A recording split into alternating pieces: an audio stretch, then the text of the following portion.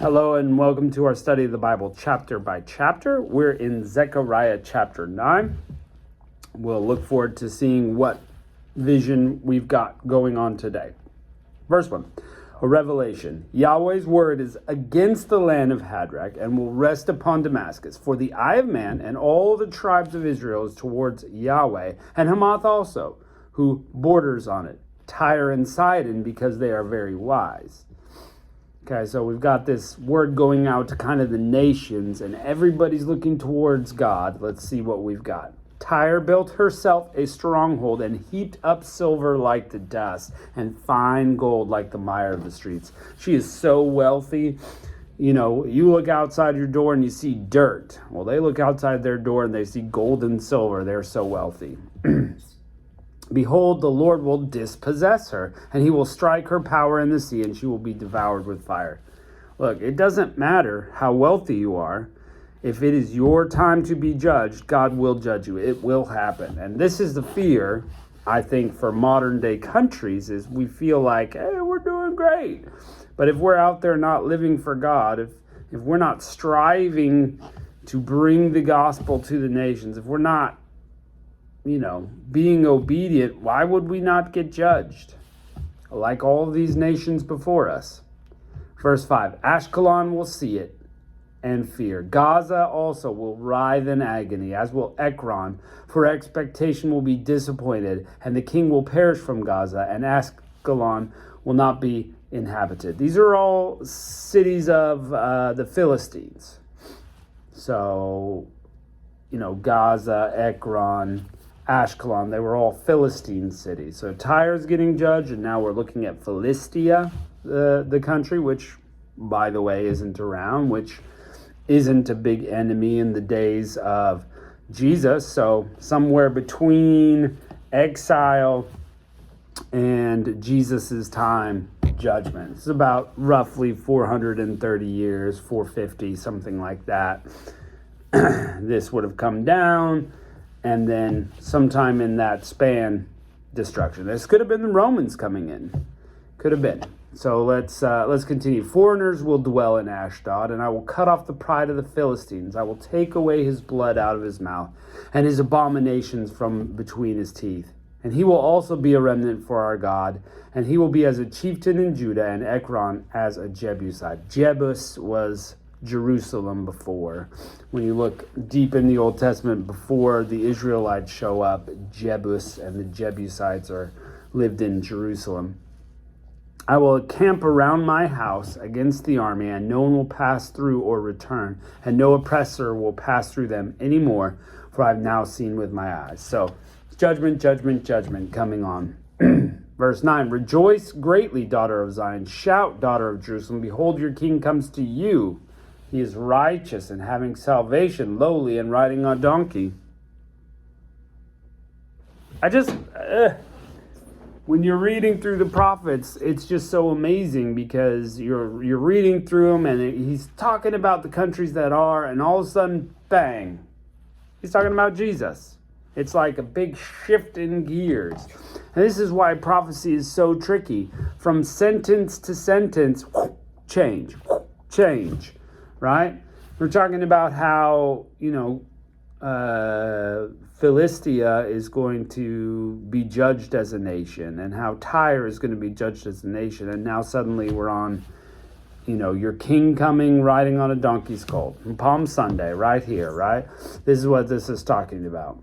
And then, verse 10, I will cut off the chariot from Ephraim and the horse from Jerusalem. The battle bow will be cut off, and he will speak peace to the nations.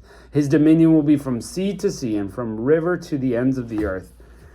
Okay, we're talking about peace, right? The chariot and horse are going to be gone from Israel and Jerusalem. Gone. Ephraim is one of the tribes, if you recall.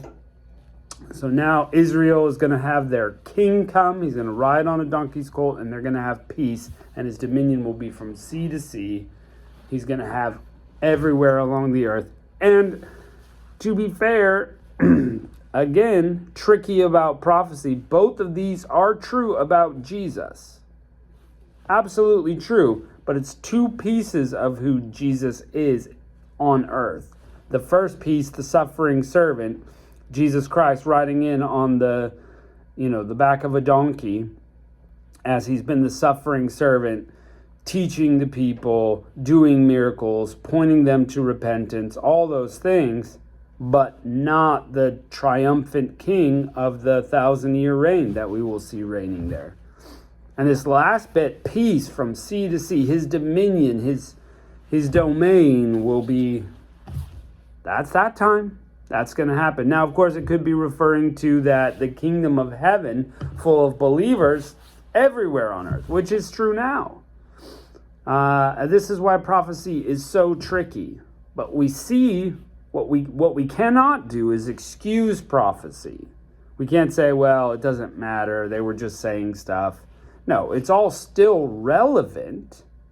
It's all still true, but it's just tricky to pin down even within this, 2 or 3 verses. Boom, boom, boom. We hit 3 different time periods. The time of Philistia getting judged, the time of Jesus coming on a donkey, and then Jesus reigning as king, whether that's now through the kingdom of heaven or in the future when he's physically reigning on earth during the 1,000 years.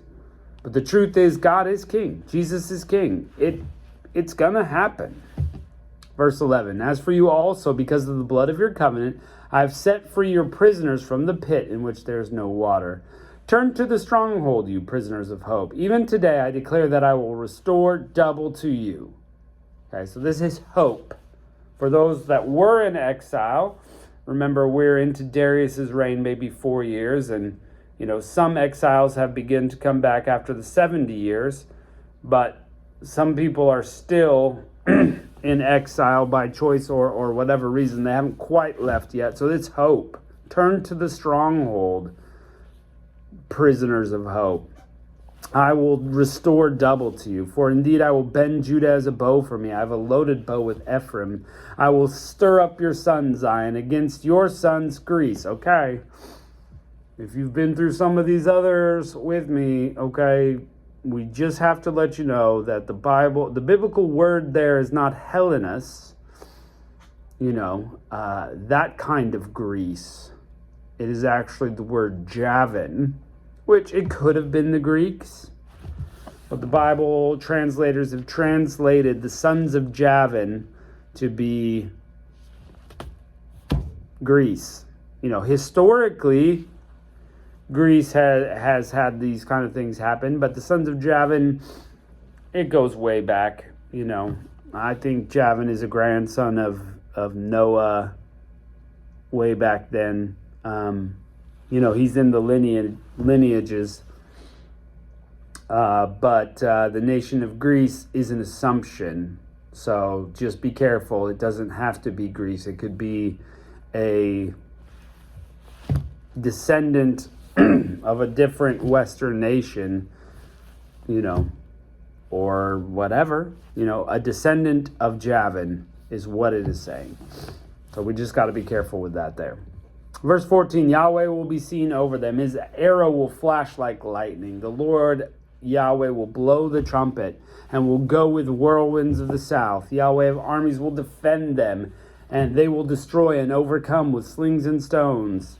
So this is a warlike metaphor. Remember, he said you should come to the strongholds.